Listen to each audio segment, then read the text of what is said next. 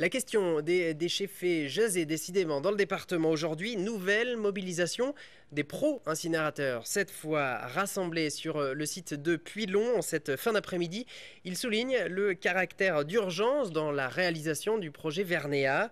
Une mobilisation qui en a appelé une autre, celle des anti-incinérateurs. Vous le voyez, venus rappeler leur refus catégorique du projet. Les voici donc face à face sur ces images. Près de 200 personnes se sont ainsi rassemblées.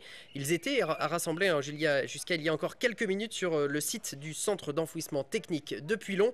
Et vous le voyez, une situation un peu tendue. Romain Duché est d'ailleurs sur place. Romain, vous m'entendez ?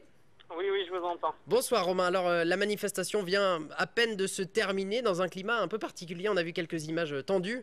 Effectivement, si l'on en croit les chiffres de la police, il y avait 110 personnes côté pro-incinérateur contre 140 côté anti-incinérateur. Ambiance à la fois tendue et explosive. Beaucoup de sifflets, de cris.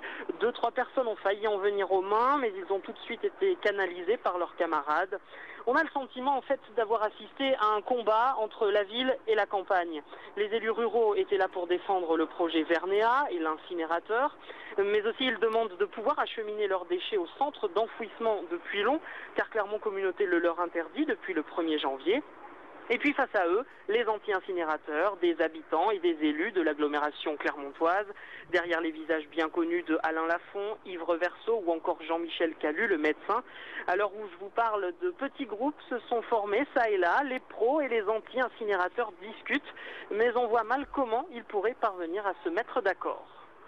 Oui, c'est pas la première et sûrement pas la dernière manifestation de ce genre. Merci beaucoup Romain.